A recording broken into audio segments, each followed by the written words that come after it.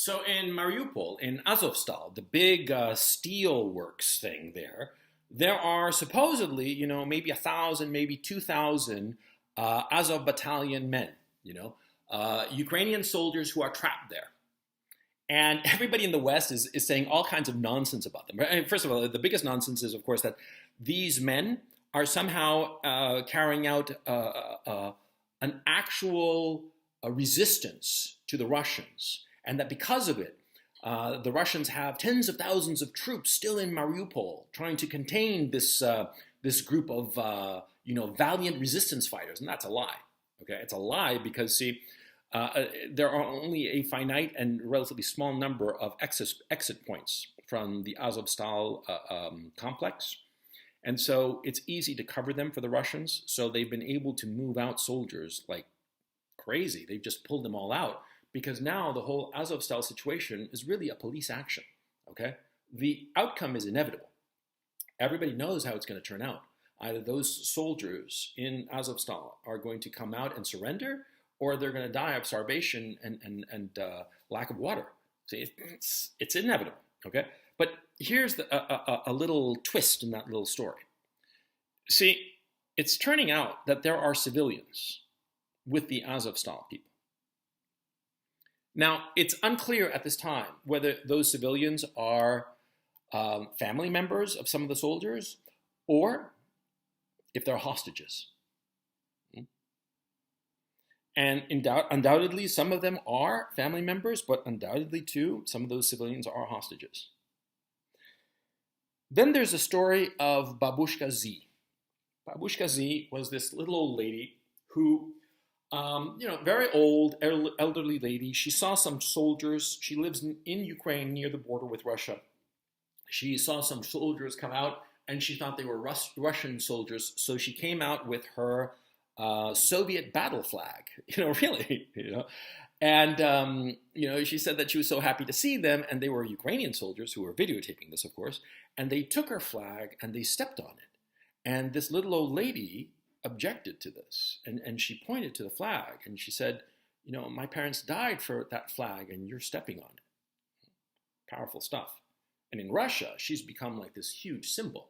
This little old lady carrying this flag, and a lot of people, a lot of young people, have gravitated to this image because she was quite brave. And during the video exchange, she was given food by these Ukrainian soldiers. I mean, that was the whole point of why they were videotaping her. They wanted to show how they were so nice and they were giving the poor little old lady some food. And she took the bag and just returned it. She just put it there on the ground and said, no, you're stepping on my parents' flag, That took a lot of courage, man. More courage than probably you or I will ever have. And of course, because of this, she has become a huge symbol. Now, she was found by Ukrainian forces. They found out who she was once she became a symbol, of course. See? Once that video went viral and she became a symbol, and all over Russia, they started painting murals of her. For real, they have. There are all kinds of murals all over the place. And there are even like statues that people have made of her, and she's become a big deal in Russia. And so Ukrainians decided that they were going to find her. And they did find her. And what they wound up doing is that they shelled the Zelensky forces, the Zelensky regime forces, shelled her home, destroyed it, and told her that the Russians had done it. And used that opportunity to get her to videotape how she was disappointed in the Russians and all kinds of things. She was manipulated, the poor old lady. But there's a picture of her. I'm going to try to put it as a thumbnail to this video. If I can't, well, you can find it on my Twitter feed. There's a picture of her in a hospital bed. And she's she's sitting on the hospital bed. She seems to be fine, but she's in the hospital because she and her husband suffered these very minor injuries, and her husband is also an elderly gentleman. And they suffered very minor injuries from this destruction of their home.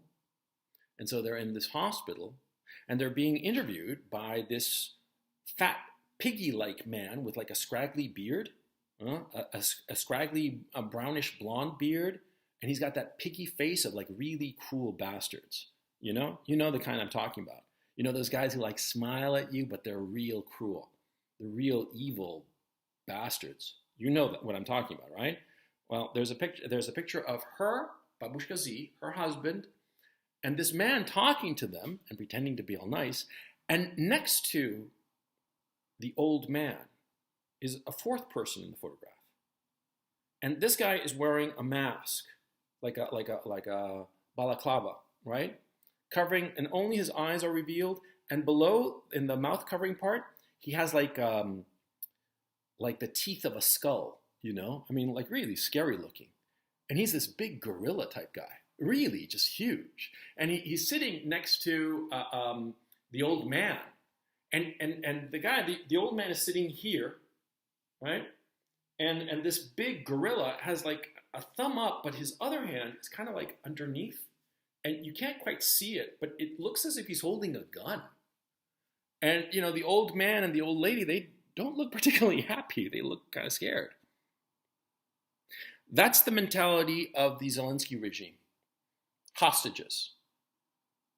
They take hostages and they use people's humanity and decency against them.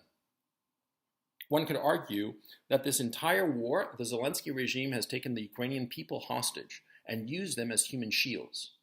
In the Azovstal plant, those quote-unquote resistance fighters, they say that they are willing to exchange 15 civilians for 1 ton of food. For every 15 civilians, they want a ton of food so they can continue their resistance. They're using the people as human shields, bargaining with their lives, bargaining with the lives of these civilians for some food so they can hold out longer and magically be saved. They can't be saved. It's over. It's over for them, right? But they are using people as human shields.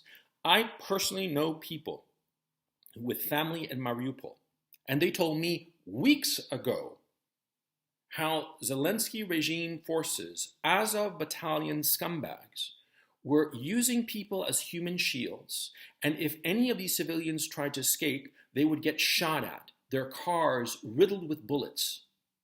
And I know these people from before this war, okay? I had personal relationships with them that had nothing to do with this war. And so they're not going to lie to me. They're telling me the truth. And this was weeks ago in Mariupol. And the people coming out of Mariupol are telling everybody, far and wide, every single civilian, they will tell you the exact same thing, that the Azov battalion, the people who are holed up in the Azovstal steel plant right now, the so-called resistance fighters, were thugs using civilians as human shields. And that's the way the Zelensky regime operates. They use civilians as human shields. They have used the entire country as a human shield. The Zelensky regime is evil. Zelensky himself, at best, you could say that he's an actor being puppeteered by other more powerful forces, at best. At worst, you can say he's in on this evil. He's just as evil as them. And the fact that he has over $500 million of net worth and luxurious homes in Italy and Miami, that tells you all you need to know. The guy is a scumbag. They will use human beings as human shields, civilians, men, women, children, old women. Babushka Z is a hostage to these Ukrainians so that they can score some sort of PR stunt. That's what's going on. And the civilians in the Azovstal plant, maybe they're family members of those quote-unquote resistance fighters, i.e. goons, thugs, losers. Maybe they are family members of them, but more likely than not, I bet that they're just regular civilians, that the Azovstal threatened and intimidated to go into that plant with them so that they could use them as bargaining chips, which is what they are doing now. Understand what's going on in Ukraine. This is what's going on. These are the kinds of people that the rest of the world has to deal with.